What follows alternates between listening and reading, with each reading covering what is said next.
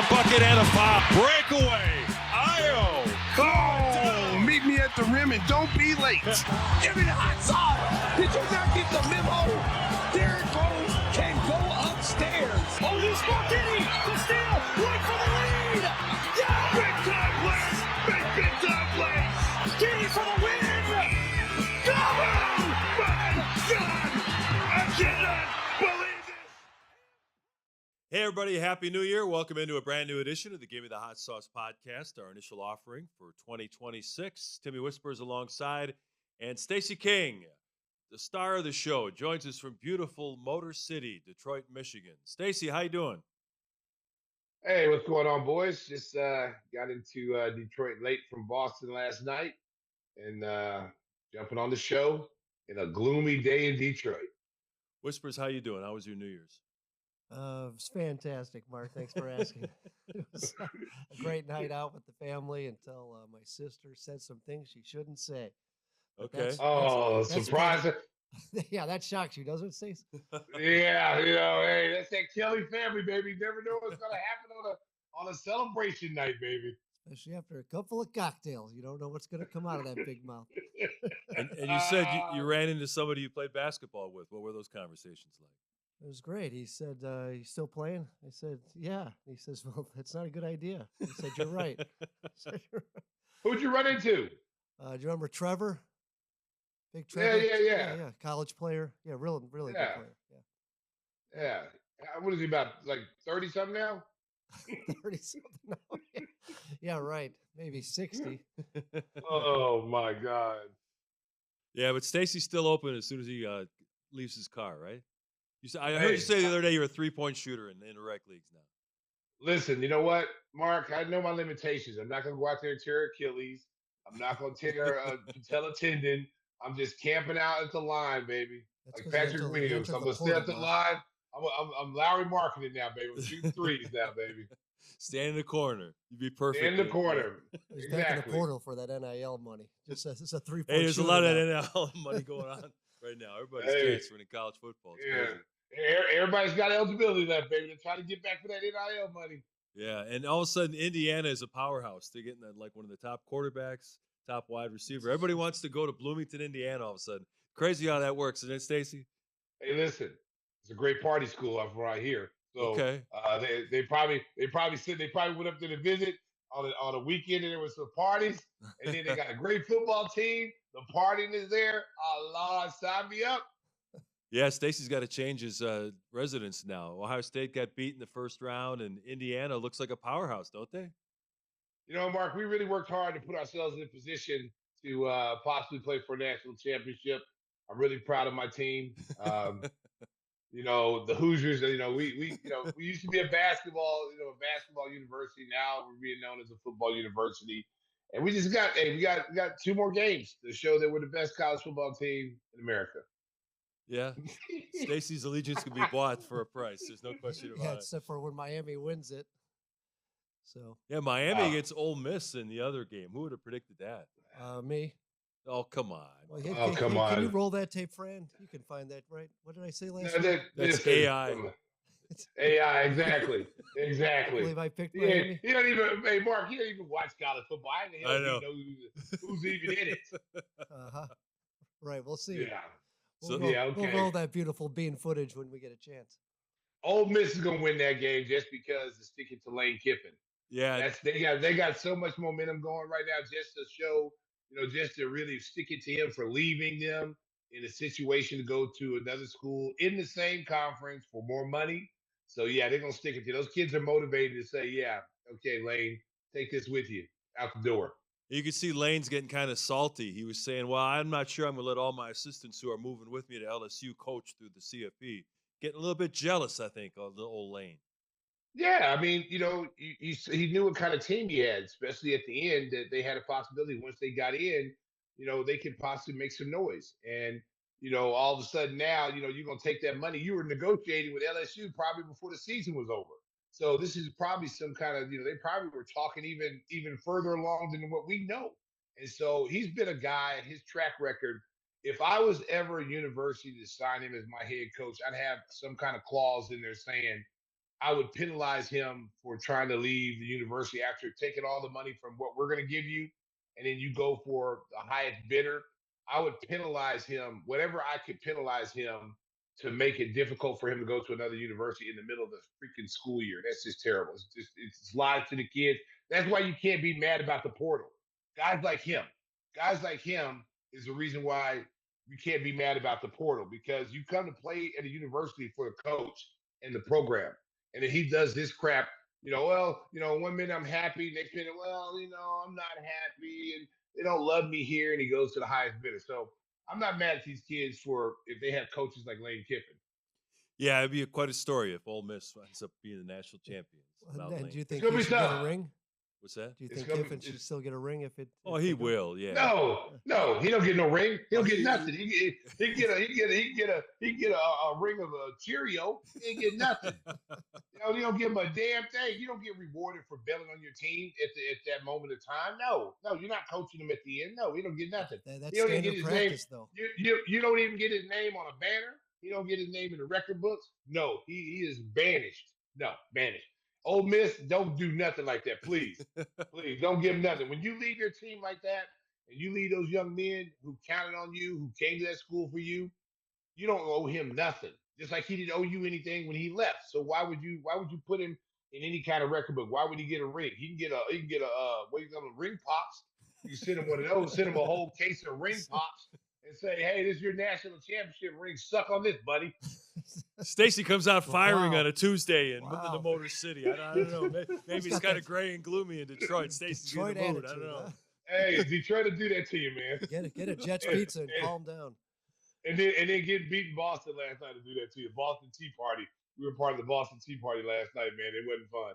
Yeah, I mean, the Celtics have been one of the surprising stories in the league, Stacey. Jason Tatum, I think he's going to come back at some point I and do too. and play I in do the too. playoffs. But the way I do Jalen too. Brown has carried that team, he didn't play well against the Bulls, but he had a 50-point game the other night, and he's playing like, first-team All-NBA. He's been really impressive. And you look at their roster, Stacey, it doesn't look that great on paper, but those guys know their roles. You talked about it last night on the broadcast that, guys are willing to sacrifice for the team. They're willing to do whatever that needs, and it shows the value of coaching in the league. Joe Mazzulla's done a great job with that team. Well, we talked about it last night. You're an extension of your coach. And you look at Joe Mazzulla, he was a tough college player, defensive guy, wasn't a superstar player, but he did all the little things to help Huggins win in West Virginia. He's tough-minded. He holds his team accountable, and they're an extension of him. And one thing that I noticed him last night, because that's the first time I got a chance to see him, really studied him with all the new personnel that they've got. They're probably the second best defensive team, if not the first, behind Oklahoma City. They're right up there with Oklahoma City defensive wise. They don't have all the individual defensive players that Oklahoma City has, because they have individual players that can stop you, that makes them even more dangerous collectively. The Boston Celtics don't really have that guy that you go, okay, he's a defensive stopper. They do it as a team. The one thing I noticed about them last night, they recognize the Bulls like to play fast. I know Josh Giddey wasn't there last night, and he's a big reason the pace is so high, the way he pushes the ball. But they made a conscious effort to get back every single possession. When they shot a ball and missed, the Bulls got the rebound, got possession of the ball. Anytime the Bulls pushed it, it looked like they had numbers. Boston had at least 4 guys of their 5 guys back every single time, every single minute of the game. And it was really impressive, because it really took the Bulls out of getting any quick shots, any quick movements to the basket. It just completely took them out of what they were used to doing. And I think it caught them off guard last night. We were kind of surprised to see Coby White played. He was out for less than a week. I mean, when the aggravation of the calf injury originally happened, we thought it could be a weeks-long injury, but Coby got back quickly. But he really didn't play well against the Celtics. I don't know if he's kind of favoring that leg right now, but he wasn't quite as explosive as he normally is and wasn't making shots. They've talked about the fact that they're going to have to manage this injury for the rest of the season. He probably won't play back-to-backs for a while. How much is this really affecting Coby and the team, the fact that he can't play at 100% right now? Well, it affects him tremendously, because he's arguably one of their best players. And, I said this last night, this is an injury now. I think he's missed, close to 20 games, with this injury. And this is going to be something, Mark, that's going to pop up most of the season, I think, because it's a soft tissue injury. He's had it in both calves now. So this is something they're going to monitor very closely. And it just takes away from his effectiveness, the things that he likes to do, his quickness to the basket. And I just don't think his mindset, because of injury, because of this is a contract year too, there's a lot, on his mind. And I'm not him. I can't speak for him, but it's got to be frustrating because he's not able to play the way he wants to play and be the person that he was, say, last year, in the second half of the season. We haven't seen that player due to the fact that he's not 100%.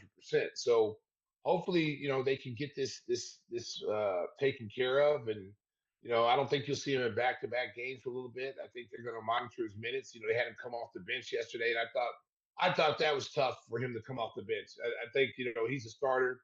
He's back from injury. Put him back in the starting lineup. Let him get going a little bit. Let him get a rhythm with the starters. Because if you saw the game last night, they got off to a slow start. And this has plagued them a little bit. And they happen to be playing one of the better teams in the league. So I kind of temper my expectations a little bit. You look at defensively that they play Charlotte, and you compare Charlotte to Boston. I mean, it's complete night and day defensively. But I expect them to be a little bit different coming against Detroit because they're familiar with Detroit. They've had a lot of success against Detroit, so I think their offense will be a little bit better tomorrow. Yeah, and the unfortunate thing for Coby White is, we love to watch the games, love to talk about hoops, but there's a business element to this. As Stacey mentioned, he's going to be an unrestricted free agent at the end of the year. He's trying to maximize his value.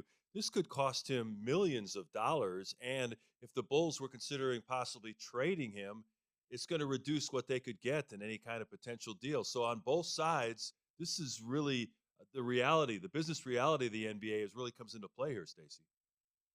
Yeah, it's tough. It's a tough situation to be in because as a player in Kobe's stature, this is an opportunity. This is what you play for, to be an unrestricted free agent, to show, that, what you're worth. And coming into this season, I know his mindset building off of last year, second half, trading a Zach. And now it's kind of his team along with the rest of these guys, but he's really the featured guy. To come into the season is hurt from the start. Just not missing games and miss training camp, and that's not how you want to start. Your unrestricted free agency, year, and then to come back and you have a couple of good games, and then all of a sudden you're re-injured again, and it's something now. It's back and forth. You're in and out of the lineup due to injuries. It's got to be frustrating for him, but he can't think about that right now. I know it's hard to not think about it, but he's got to focus on trying to get healthy the best way he can because there's still a lot of games left, and there's still a chance for the Bulls to do some good things when they're all healthy. You can't worry about trade deadline. Guys can't worry about being traded. It's just part of the business. And if people want you and people are asking about you, that's a good thing.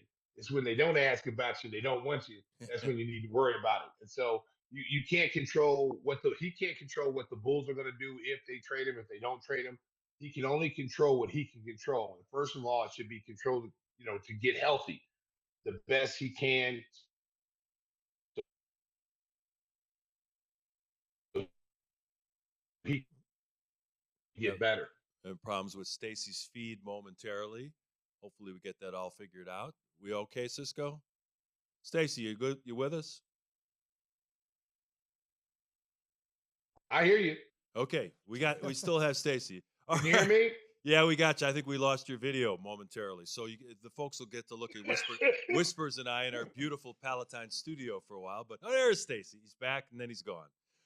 We will we'll sit on us, and we'll listen to the wisdom of Stacey King for a while. I'm got it. Hey, Stacey, modest but zealous. That was the big positive coming out of the game against the Celtics. 26 points.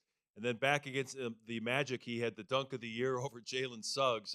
Seeing his aggressive offensive game right now has been fun to watch. Well, I think the most important thing for Billy and the coaching staff to do is to continue with his growth and development. Keep force feeding him, put him in situations where he can prosper. Get him out in transition, put the ball in his hands, let him be him. and just embrace it because like this kid has enormous talent, enormous ability. Why suppress it? Why make him the third option or the fourth option when he clearly can be one of the top options?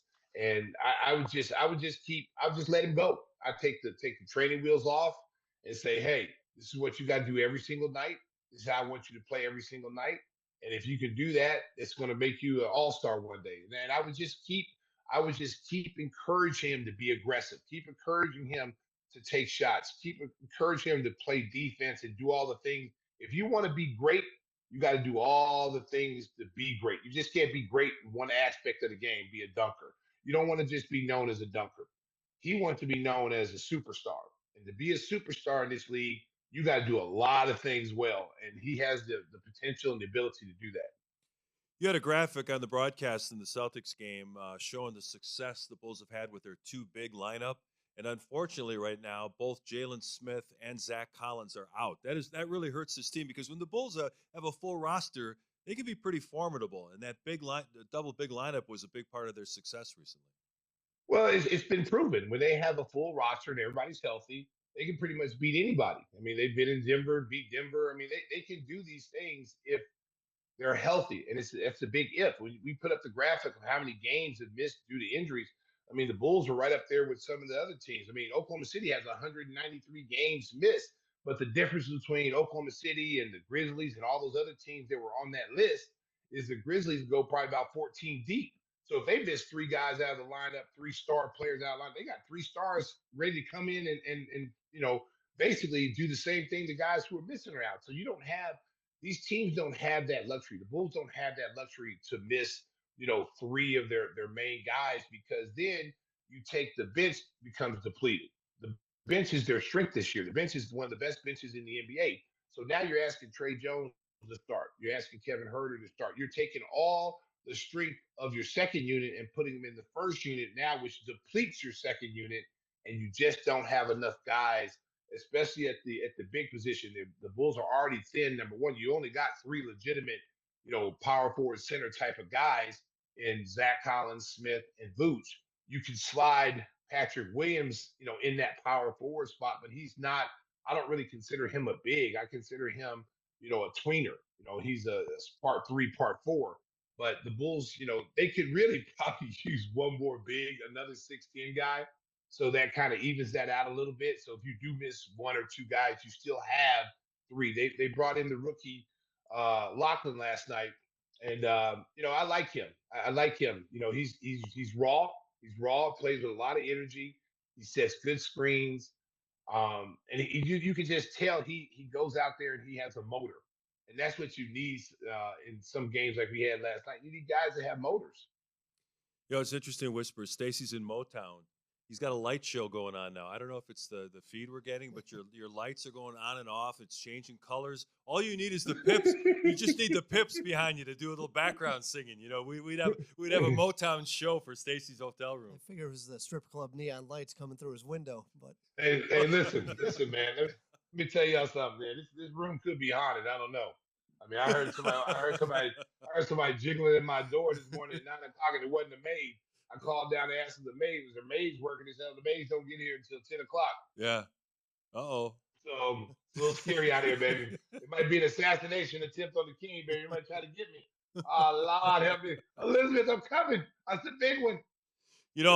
Sticking with the Motown theme, you were one of the guys that was really high on the Pistons coming into the season. They have the Thank number you, one. Mark.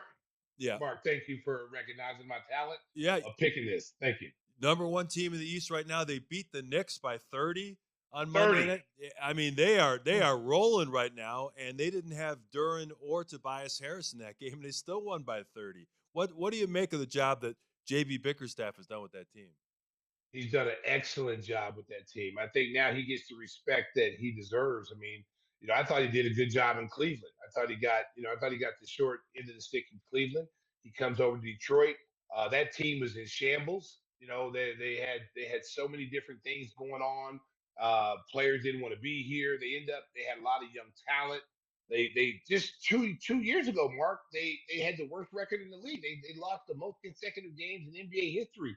People were laughing at them, joking about them, and I kept telling people, I'm like, hey, y'all can laugh all y'all want to.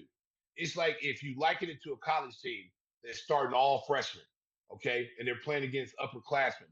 They're going to get their butts kicked on many, many nights. Many, many nights they're going to get their teeth kicked in. But at some point, Mark, they're going to get tired of it, and they're going to be better for it, and they're going to start kicking everybody's butt. And Detroit did the same thing. Those guys got a chance to play minutes. They got a chance to develop.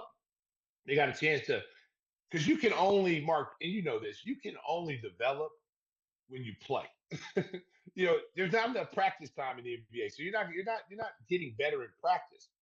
You have to get better in games, especially when your team is not a playoff caliber team. This is where you get live experience every night. You get a chance to go up against Giannis, the LeBrons, the Steph Currys. Cade Cunningham gets a chance to play against some of the best players every single night. How can Durham not get better the next season? So then they roll into the next season, and they're the fifth seed after losing 20-something games, almost 30 games in a row. They come in and they take the fifth seed in the playoffs last year. Almost should have beat the Knicks. There's the powers that be. There's somebody up there didn't want them to win that game, but they should have beat the Knicks. And now you look at them this year. Here they are, been the number one team. We beat them the first game of the season. They didn't falter. They went the next night and beat Houston, who's also a title contender in the Western Conference, and they've been rolling ever since. Yeah, Cade Cunningham's been interesting. He was the number one pick in the draft after having a good year, but not a great year at Oklahoma State, and he's become now top 20 player in the league, maybe even better than that. And a big point guard who can control the tempo, who can get his shot off at any time over the top of smaller guards. His development has been interesting to watch, and I think that's really been the key to bringing that team together. Because as you mentioned, they've had a lot of good picks with Duran and Ivy, Osar Thompson, Stewart. I mean, all these they've built through the draft, and they've done a really good job with that. Well, they've gotten all winners, guys who have won, guys who want to win, guys who are coachable. They put them in there with good veterans. Tobias Harris, who doesn't get enough credit. But if you talk to anybody who's ever played with Tobias Harris, they say he's one of the best teammates that you can play with. He's unselfish. He doesn't care about stats. You had Beasley there. Before he got in trouble, he was a good vet in the locker room. So they've had good people around these young kids so they can learn from. And a lot of times, Mark, we talked about this a couple of games ago. Young players they need mentorship, okay? But they also need the mentor to still be able to play, to still be able, like a DeMar DeRozan when he was here. Thaddeus Young, those guys who can still do it on the court, but also be a presence in the locker room for these younger players to show them how to be a pro, how to prepare, how to eat, when to sleep, how to study. But then they can go out and get 30 points a game. And basically, this is what I'm showing you how to do. Now, watch me go out in the game and do it. This is what you have to do. It's great to have those older players on the bench that are mentors on the bench to talk to guys and calm the guys there. But if you got more of those guys and actual guys that are still playing and doing it and leading by example, it's tough. It's tough for younger players to really get that mental mindset of what they need to do to be pros. Couple other NBA topics. Oklahoma City Thunder all of a sudden are taking on water. They're 6-6 in their last 12. They lost by 27 points at home to the Charlotte Hornets Monday night. You've been through it, Stacey, coming off a championship season. It seems like they're a little bit lethargic right now. They don't have that strong motivation. Alex Caruso came out and said maybe our will to win isn't as strong as what we're seeing on the other side of the floor when they come in to play the champs. What's that whole experience like for a championship team trying to defend that title? Well, this is the mental grind that you get when you're a champion. Is that everybody every night you're everybody's Super Bowl, you're everybody's NBA final. There's no nights off. I mean, so whether you're playing San Antonio or whether you're playing the Brooklyn Nets or the Charlotte Hornets, they can beat you because they're extra motivated to beat you. Charlotte can come in, or they just beat us tonight, a couple nights before. But there's been time a team could lose by 30 against a team on a Friday night, come to your place on a back-to-back and beat you by 30 because your mindset is, oh, it's Charlotte or it's Brooklyn or it's the Bulls or whoever, and you don't take them seriously. You're not focused. You're not worried about what they can and cannot do. You didn't study the scouting report, and then all of a sudden you find yourself down 15, 20 points. And that's what makes it tough when you're trying to repeat and three-peat. That's why you don't see three-peats, because you have to have a mental mindset that every night you got to take everybody's best and you got to let everybody know, who's the lion and who's the prey. You know what I'm saying? So, the lion, just because you get older doesn't mean the lion, doesn't, loses his growl or his will to attack.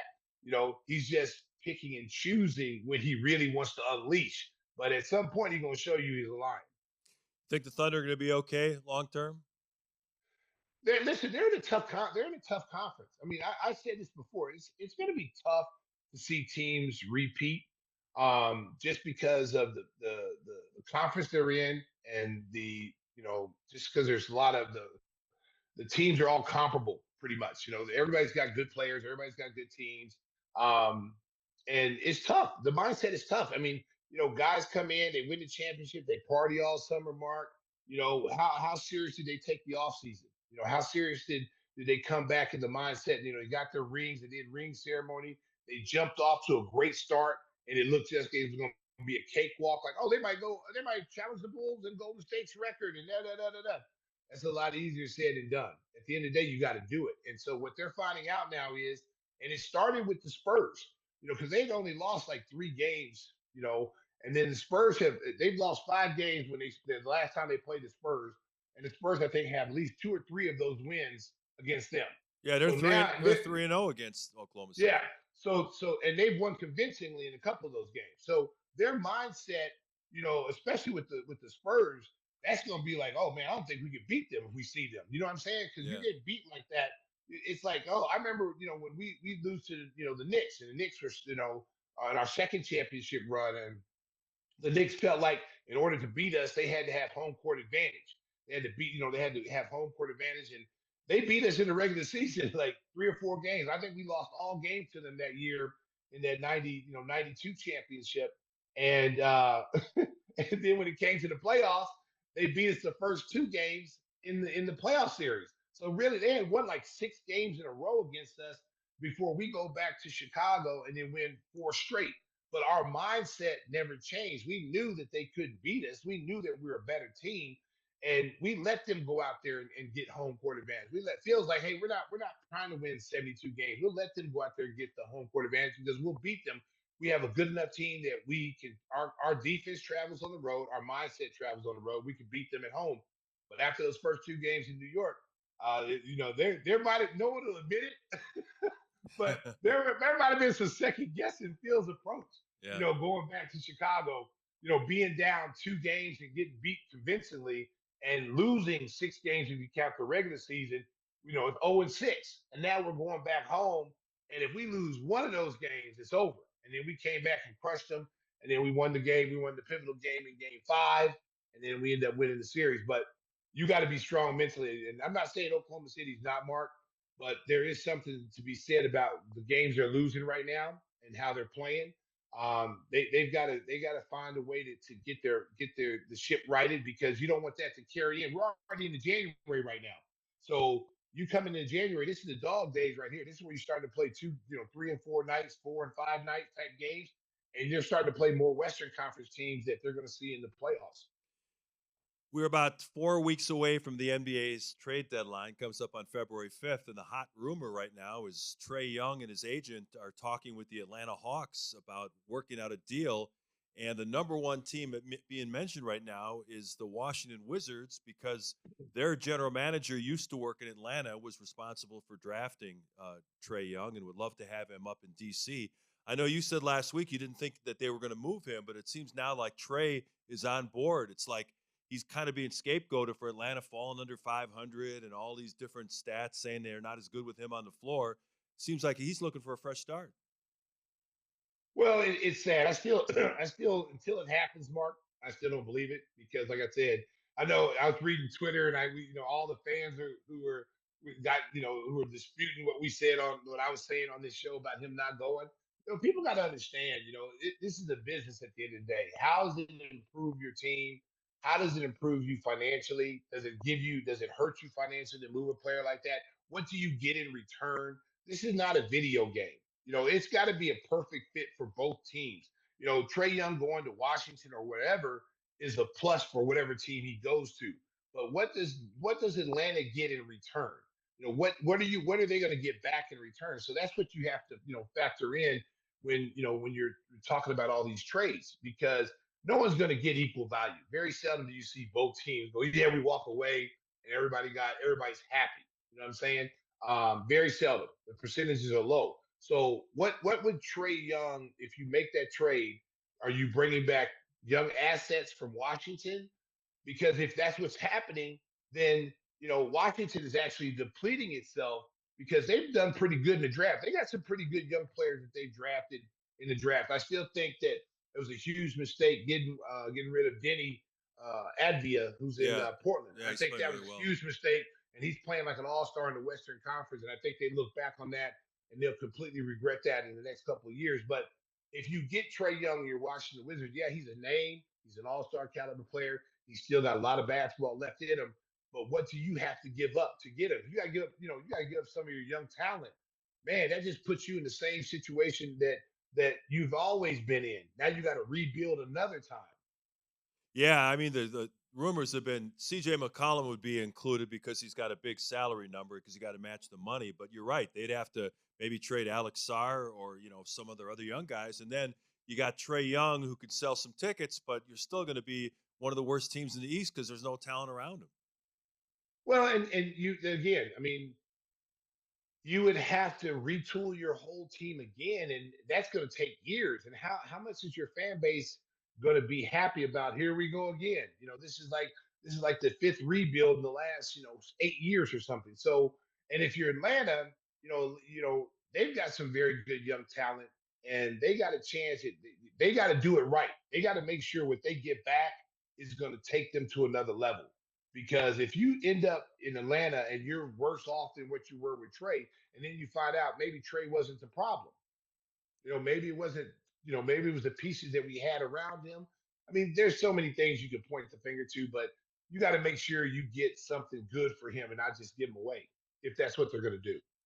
Well, as I mentioned, if you're watching on YouTube or the Chicago Sports Network, you're enjoying Stacey King's light show from his Motown hotel room there. So I think it's a perfect time to do the nationwide jingle, because when it comes to insurance for your auto, home, and business, make sure you contact our guy, Jeff Vukovic. He's my insurance agent. He can be yours too.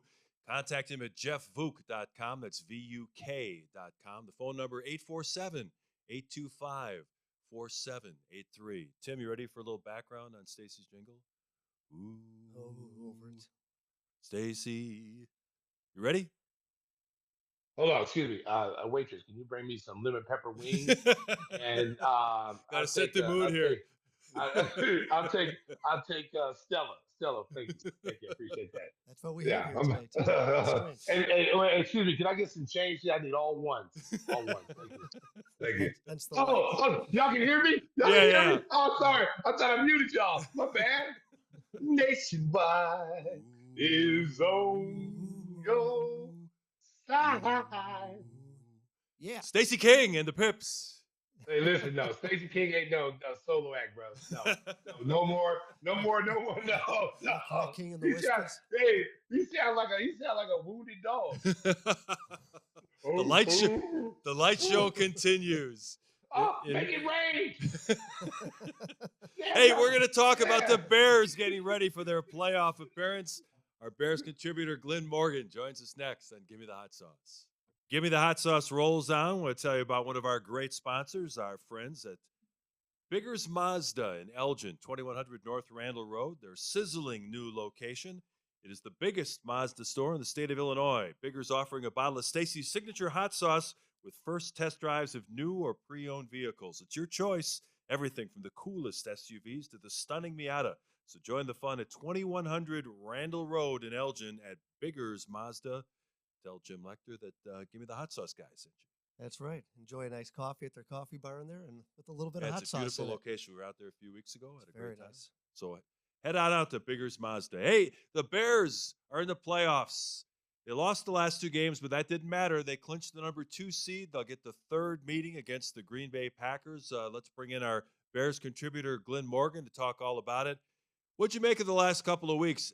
I covered the game on Sunday, and there was a lot of anger and frustration in that locker room. I don't know if that's a good thing or a bad thing, but hopefully they come out with guns a-blazing on Saturday night because they really were flat in that first half against the Lions. They were flat offensively. But to your question, I think it's inspiration. I think it's enough motivation, inspiration behind the frustration of what's happened in the last 2 weeks. And if we just play recent history, they started out the season 2 losses in a row, then they went on a bit of a streak. So if they go on a streak just long enough, they can get to get to the championship. I'm just saying, there's a chance. It's a Yeah, chance. 4 in a row gets Uh, you the Lombardi Trophy. That would do it. exactly. But no, I'm actually encouraged. I rewatched the last game again, and the defense really, as challenged as it's been with health, and as much maligned as it's been stopping the run, I thought they did a really good job containing Gibbs and Montgomery for the most part, especially in the first half. And the Bears did a really good job, like they did against Green Bay inside the red zone. It could have been an ugly game. It could have been like 30, 40 points, really, based on how Detroit was moving the ball. But the Bears did a good job defensively, and I think there's something that they can find that's grounding in that going into the playoffs. Glenn, I'm a little nervous. I'm a little nervous, Glenn. Um, I was really excited to see the Bears in San Francisco put up the points offensively. Mhm. I was a little shocked that the Bears defense has been really, really good this year. Couldn't find a stop, couldn't get a stop in that game. And so I walked that away. I said, okay, you know what, high scoring game, they're in San Fran. They at least they played competitively against a team that a lot of people think could be a Super Bowl contender, coming out of the NFC. All right, cool. All right, whatever. Then I see the Detroit game. This is a payback game for what they did to the Bears earlier this season. This is my mindset. Okay. I'm thinking, okay, they're at the crib. You embarrassed us. Now we're going to embarrass you. And it didn't happen that way. And the offense they waited. I mean, it was down 16-0 Right. and it kind of stalled. They were having a hard time moving the ball. Defense didn't look like they normally have. And this is now going at the end of the season. The last 2 games of the season, you don't want to go into a playoff game not playing your best. This is where you should be really fine tuning, coming in, ready to go, coming in hot. And they're playing against a rival. And you got to put records to the side. You got to put seeding to the side. It means nothing with this Bears Packers. Are you Do you feel confident enough that they could beat this Packers team at home with Jordan Love being healthy now? Josh Jacobs has been banged up the last few weeks, and when he's running the ball well, they're a different team. The play action works better for Green Bay. Are you confident? You get. I want to be confident too, but I need to hear it from you. Do you feel the Bears are going to come out this game and they're not going to have the problems they've had the last 2 weeks and be able to get through this first round against the Packers? Can't guarantee they won't have problems, but I do feel confident, and I feel confident for this reason. The last two teams they played, San Francisco and Detroit, are the type of offenses and defenses that Green Bay basically provides for. Now, actually, Green Bay's defense is a little bit better than both of those defenses, but in terms of preparing for Green Bay's offense, I think facing San Francisco and Detroit gives you kind of an amalgam of what you're going to face with Green Bay. And what it does, it gives you an idea of the things you have to be concerned about. And what we saw against Detroit was slot guy was killing. Gardner was mismatched. You can't go one on one. You're going to have to do some zone coverage a little bit, man zone a little bit, and you're going to have to disguise it with there's a slot guy that can provide that problem. And Jaden Reed for Green Bay can be that problem. Also, the speed guy was killing the Bears. We saw that with Williams, just, taking the ball and accelerating. Also, Jamar Gibbs. So you have a back that can kind of do that. Now, Green Bay doesn't really have that back like San Francisco has with McCaffrey or that Detroit has with Gibbs. So the Bears don't have that as much to worry about with the speed guy, with Watson, and it's definitely with Jaden Reed being the slot guy. Those are the concerns. Also, too, another weakness we saw against Green Bay, and we also saw it against San Francisco, the read option. The Bears are not very good against read option. Huntley, who was a backup for Baltimore, gave us problems. Malik gave us problems with Green Bay. And even we saw with San Francisco's quarterback kind of doing the same thing at times as well. So those are things defensively the Bears have to concern about themselves with when they face someone's offense. Offensively, I think the Bears are a bit vanilla the last couple of weeks.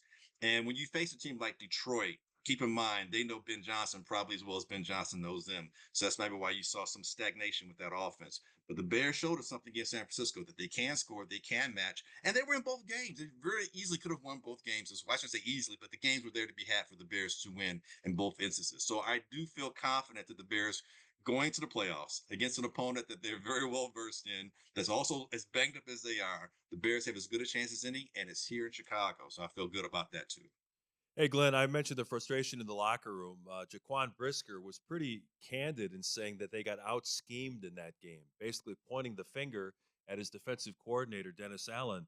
You know, all those crossing patterns over the middle with Amon-Ra St. Brown, just looking up the numbers, 11 catches for 139 yards. He had 110 in the first half, and C.J. Gardner Johnson was running after him, trailing him the whole time.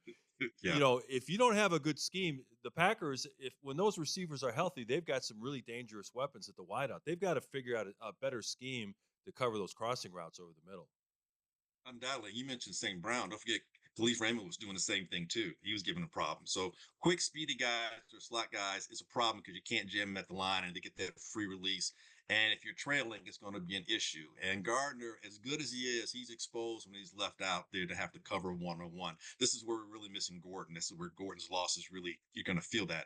So the Bears have to be mindful of that. And again, being exposed like they were against Detroit, I think if that didn't happen, you could have seen something be more problematic coming up with Green Bay. Seeing that now, you've got an idea of what it looks like and just try and find some way to contain that. I don't know if you're going to be able to stop it because you don't quite have that personnel. The Bears still kind of missing some of those key personnel in those situations, but you can scheme better. And having seen it against Detroit, I think you do a better job against Green Bay. And the Bears have matched up really well against Green Bay this year. Well, I'll tell you what, you better believe Matt LaFleur is going to have a game plan to exploit what he's been seeing the last few weeks, especially at that slot receiver thing. He's going to have a game plan. I think the key for the Bears is to come out and don't get off to a slow start. Don't come and play from behind, because if you go back to a few weeks ago when they played the Packers at home, they got off to a slow start. They were behind. If Jordan Love doesn't get hurt, that might be a totally different game. Totally different game. And the turnover, a lot of those turnovers, the onside kick, those are all kind of fluky plays that the Bears got. Let's be honest, they were fluky plays, and then they came back and won the game. But if they get off to a slow start against his Green Bay team, you don't definitely want to do that. They got to get off to a fast start. They got to establish the run game. I thought they got away from it a little bit, against the Detroit Lions.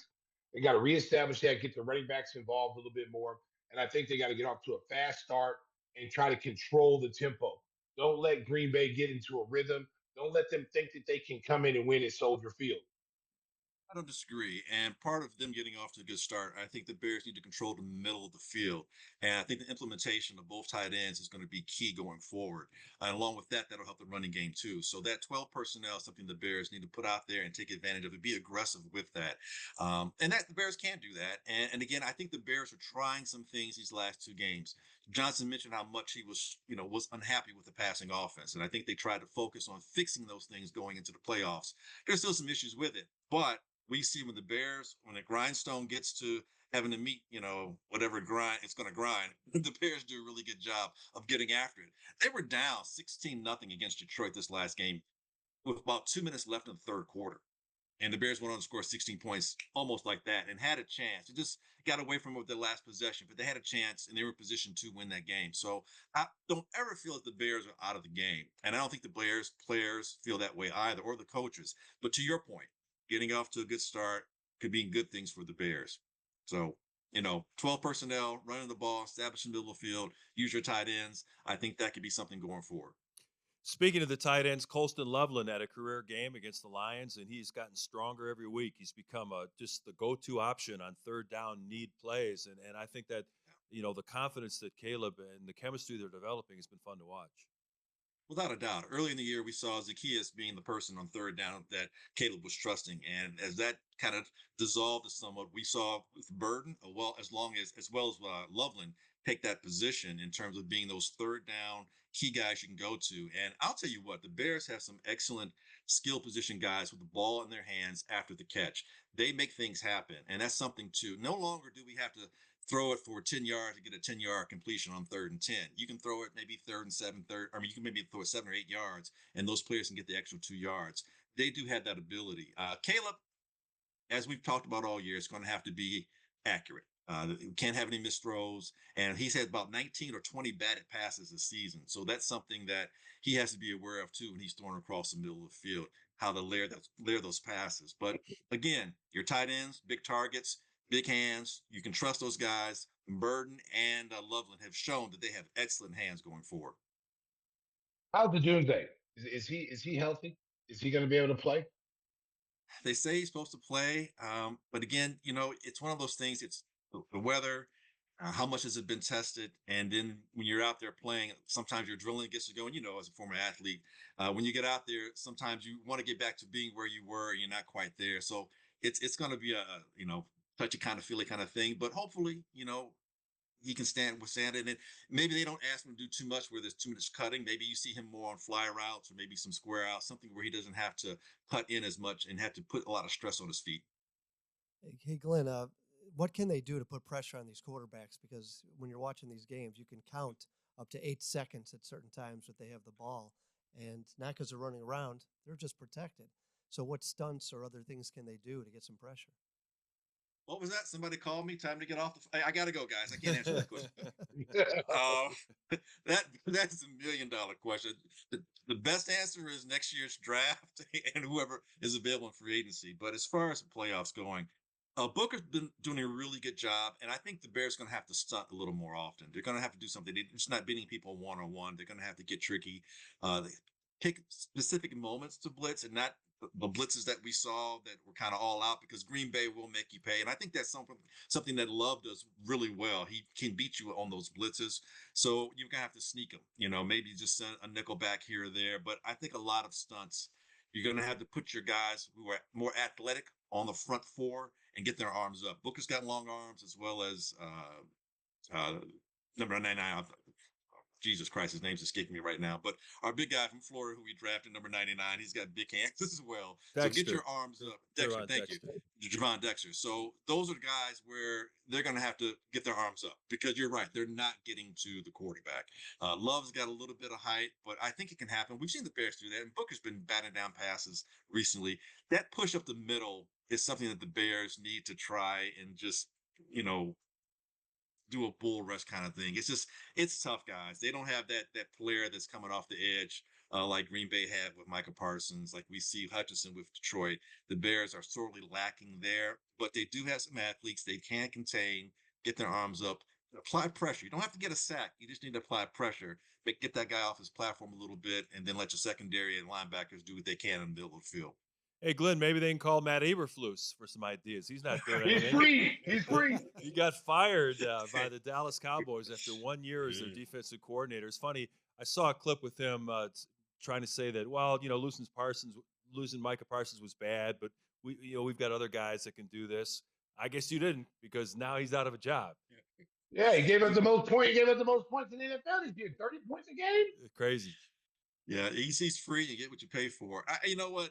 Tough for Eberflus, because I think he's a guy who, when he was here in Chicago, he never got that three technique, and it's something that you need for that type of defense to work. He finally got it in Dallas late in the season with Quinnen Williams, but again, you're missing some of the other key elements. Your secondary was banged up. Diggs wasn't quite the player that he was as a cornerback. So I think Eberflus, sometimes you're just in the wrong spot at the wrong time, and unfortunately, I don't know where he's going to wind up. He might be a position coach at this point going forward. Yeah, but his wife and kids like the beard and the new hairstyle. So life is good, right? Yeah. Life is good. What about the rest of the playoffs? What about the rest of the playoffs? What do you got? Sure. What games are you guys kind of zeroing in on that you think are going to be interesting? I'm really curious to see the San Francisco Philadelphia game, because I think one of those two teams arguably could be a team that you see in the Super Bowl. San Francisco has a hard time stopping the run, and for whatever reason, the Eagles just don't want to run. So I'm curious to see what's going to give. But I think the Eagles might come out of that one. But that's really curious. That's going to be interesting, because you got some really good coordination there on defense, and as well as for the Eagles, and on offense for San Francisco. So I like to see that matchup. Well, I'll tell you what. Don't sleep on the Seahawks. Don't sleep on the Seattle Seahawks. The Seahawks defense is unbelievable. So to go into San Francisco and completely shut them down. They shut down the last few weeks all the top running backs they play. They can't run the ball against Seattle. Their front four stops the run, makes it non-existent. Do not sleep. I just don't know if Sam Darnold is a Super That's the Bowl thing. quarterback. That's the I thing. want. I want. It's a great kind of story if he is Sure. for Yeah, what he's gone through, and I definitely. hope it works out for him. But I just don't know if you can count on him when the chips are down and you playing in the NFC Championship game and you got to win that game. I don't know if Sam Darnold, does he turn back into a pumpkin or does he stay in the super Sam, baby? I don't know. I'm curious because if it's the Eagles or the Rams, I think those are the two teams that can give them the most problems because those teams can't play with balance for one game. The Eagles haven't shown it most of the year, but they are Super Bowl defending champions. There's a lot of talent there. The Rams head coach, obviously Super Bowl caliber winning coach. Stafford's won one as well. They have a good running game, and Devontae Adams will be back healthy. That gives them another weapon. That could be problematic for Seattle potentially. And like you say, Darnold, if the pressure gets after him, that could be a bit of an issue. He could turn into that pumpkin at the He wrong can throw time. throw throw 5 interceptions in the game. Like, oh Lord, he did that against the Rams when they played this Right. year. The Rams were real. The Rams probably could have, should have won that game. I think it was a Thursday night game. Yeah. But Darnold, pulled it out. But that's why I say the Rams are, and there's division rivals as well, so they know each other pretty well. So the Rams or the Eagles, I think, would be the foil to your Seattle Seahawks. AFC is interesting too because you don't have the Chiefs anymore. Patrick Mahomes won't be involved in the playoffs. Travis Kelce is retiring, going to live out his days with a beautiful Why not? He's gonna be a Swifty, baby. He's going to be a Swifty, yeah. It's gonna be a Swiftie. And anybody could win over in the AFC because you've got the two young teams at the top with Denver and New England, but you don't know how they're going to respond to the bright lights of the playoffs. Maybe it's Josh Allen's turn finally in Buffalo, and old man Aaron Rodgers gets one more chance in the playoffs. Pittsburgh could be an interesting conundrum. They're getting healthy with Watt, and you've got Metcalf coming back off of suspension, self-imposed suspension with the goofy thing that he did. So he's got a lot to make up for. And, Gainwell showed extremely well at the backfield as far as running and catching option. And I tell you, Aaron Rodgers, I know he's like 75 years old, but that guy, he is dropping some dimes, but he can still pass it. He's so accurate. And, they're the team that nobody expects. And, there's nobody in the AFC who is proven, so to speak, so that's where it's open.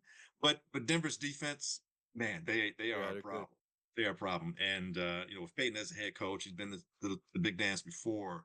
I think Denver's the team to come out. I don't know if they're the team that's going to win a Super Bowl, but I think they're the team that's probably best suited with a good running game, great defense, and some options with some receivers and Bo Nix who's athletic enough to make some things happen late in the game.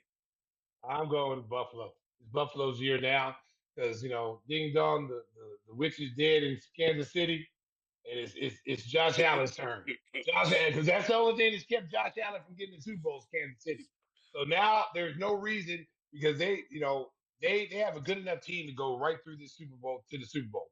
I do not be surprised if Josh Allen finally doesn't get the Buffalo Bills and the Bills Mafia and to redeem all that hurt they've had over the years, the multiple Super Bowl trips with Jim Kelley.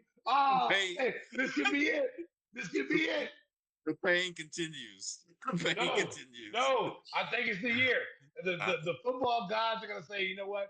We punished this franchise enough. It's Josh Allen's turn now. All right, guys, let's put all the chips on Josh Allen.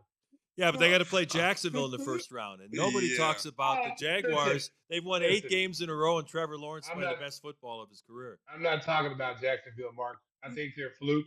I think Denver's a fluke. I think Jacksonville's a fluke. Okay, I think the Patriots are a fluke. All these teams who are winning now, I don't trust them in the playoffs. They don't have enough playoff experience, and I just think teams like Pittsburgh, with the veteran people they got, they have a puncher's chance. But I just don't see anybody. I don't see anybody beating Buffalo. I just don't see it happening.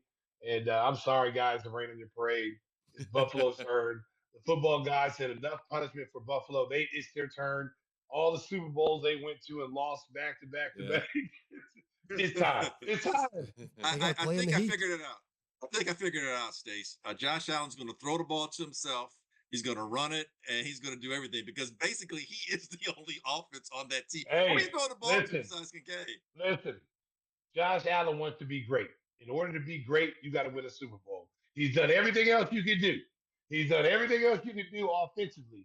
Now it's his time. Now with Patrick Mahomes out, which almost cost me my fantasy championship, America. I just want to throw that out because he tore his ACL up going into the playoffs. But I was able to bounce back. That's a different part of the show. But I don't want to talk about that right now. But I got Josh Allen getting to the Super Bowl this year. Phillip Rivers' career. Phillip Rivers' career. Oh, old man Rivers, baby. He came off the couch, baby. He was coaching a high school team. Oh, Lord. Anybody can do it here. I want to go play quarterback. I saw old man Rivers go out there at 72. I didn't go out there and do that. I'm just saying, some guys, man, as great as they are, they never make their War Moon, Phillip Rivers, Dan Fouts. I mean, Marino got there once, never won. I mean, it's Josh Allen and Lamar Jackson may be two guys who are just unfortunate, persons. Just the misfortune of not making it to a Super Bowl. I'm pulling for him. Think about this though. That plane ride back to Baltimore. Boy, I bet you Lamar Jackson was giving death stares to that kicker. Oh, Lord. I mean, I bet you that kicker, if he could have called an Uber and drove him all the way back to Baltimore, he would have called an Uber back. Because I'm telling you, man, that was a terrible way to lose a game, bro. It was. Terrible game. But you know what though? They also got to take blame with their defense. You cannot let Pittsburgh just run up and down the field and throw the ball like that on you after Lamar Jackson put you in position to win the game twice with Zay Flowers. Same play. Twice. And then you let him come down and you let Aaron Rodgers, Aaron Rodgers is like 56. He's out there throwing the ball, slinging the ball around, and they come back and win, and then you leave it to a kicker, and he had one job. And that was after the Pittsburgh kicker missed the extra point, which set up the whole scenario. Gave you a chance. And here's the ironic thing about that. The kicker from Baltimore hadn't missed nothing all year. Yeah. That's what's so ironic about that. He hasn't missed all year, and then all of a sudden, the biggest part of the game, which is a winnable kick, and he shanked it. Yeah, the pressure got to him. Young kid. Pressure burst fights. Yeah. Yep.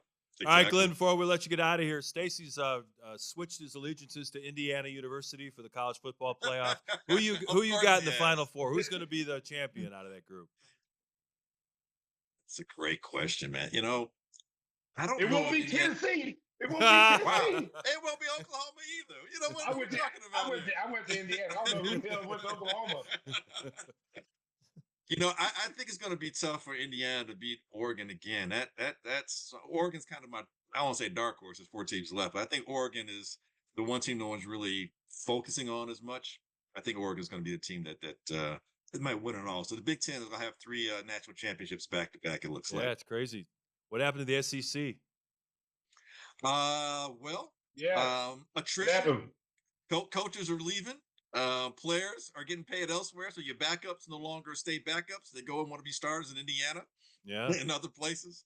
And it's cyclical. Everything's cyclical. Plus, the Big Ten has like 1,700 teams right now. I think it's about 25 teams in the Big Ten. Yeah. So at some point, one of your teams are going to always be there. Right. But no, I mean, when you're the best, you've been the best for some time. Teams find, and organizations, schools, whatever, they find ways to break it down. I mean, they're supposed to. And when you've been at the top of the mountain for as long as the SEC was, you can't stay there forever. So it's cyclical. The Big Ten has this opportunity right now. I mean, keep in mind, the last 2 championships were Michigan and Ohio State, the only big teams that have ever mattered in my entire life. So until some other school does it, the Big Ten is still always just the Big 2 to me. I mean, SEC, you had LSU, Auburn, Alabama. Georgia, win championships in the last 20 plus years, 25 years. So we'll see what happens. But the Big Ten is looking good right now. It is what it is until it isn't. So you're saying we're looking good. The Big 2 and the little 16 now, huh? No, it's going to be the Big 3. It's going to be Big 3 because my Indiana Hoosiers is going to be right there. You there go. Being talked about with Ohio State and Michigan from here on out. And Indiana's getting everybody out of the portal, so they're going to be a juggernaut for years to come. Yeah. That's right, baby. Money talks. You can walk if you don't got it. You don't got it, get to stepping. Hey, Glenn, it was great catching up, man. We'll talk to you next week and see how the dust settles with round 3, Bears-Packers. I appreciate you guys as always. Bear down. All right, Go Glenn. Bears. Go Miami. Glenn Morgan, our Bears contributor on Gimme the Hot Sauce. Hey, before we get out of here, Stacey's tired. You can see he's got his stifling a big yawn there. We're gonna tell you what we're watching. Whispers, start us off. The Dead of Winter, starring the great action star Emma Thompson in her 60s. So she plays a Minnesotan up in the frozen lakes of Minnesota and gets caught between a kidnapping and some bad eggs and has to take them out. So you get thumbs up on this one. You give it a positive. It's so strange. Yeah, it's worth the watch because you're like, is this for real? And they do a good job pulling it off. It's an interesting watch. I'll call it that. I'd say it's if there's nothing else on and it's free. If there's nothing else on, I there's a definitely great watch it. recommendation. Hey, if you got no other channels and you don't know what to do, then you can try this Well, movie. if you don't think a Brit can play an American Minnesotan out in the dead of winter, killing people, it looks like a Fargo-ish type of show. Oh yeah, you got the accents and everything. It's great. Yeah, hey Okay. there. So All right, Stacey, what do you got? Hopefully, you got a more enthusiastic recommendation. Than Yeah, his put me to sleep. We've got Power episode, the Power Universe Force. With Yes. my boy Tommy. It's the last season of Force. Yep. And I tell you what, they're going out with a bang. Our boy Chris Lawson, who's a friend of the program. Yes. He is now the most hated character in all of the Power series. He is completely got everybody hating him. Some of the stuff that he's done on that show, he's turned people against people. He's connived, he's tricked people, he's lied. Oh man, I tell he you what, loves man. tattoos on women's feet. Oh, That's true. yeah, Yeah, we found that out. Yeah, we found that out. That's probably why he's such a good actor. But it's coming to an end, and this last episode 9, was unbelievable. So if you haven't been able to see Force Power Universe, check it out. I'll tell you what, it's a very good show. Very good show.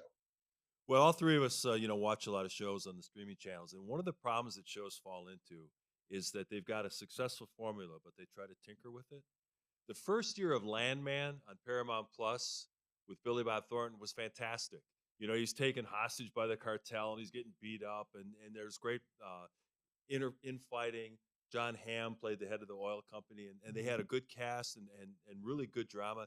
Now they've turned it into this sappy thing where all you see are his scantily clad wife and daughter, and then his son is trying to romance somebody who got killed in an oil accident. It's a dramedy now instead of a drama. Yeah, but it's all about these relationships, and they brought in Sam Elliott to be Billy Bob Thornton's dad, who's kind of what's for dinner? Beef. What's for dinner?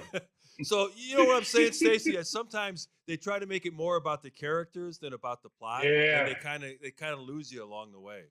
Is Billy Bob Thornton still on there? Yeah, he's good in it, but the surrounding cast it's kind of got kind of. So you're saying the daughter and the mother have a more prominent role. Yeah. Are they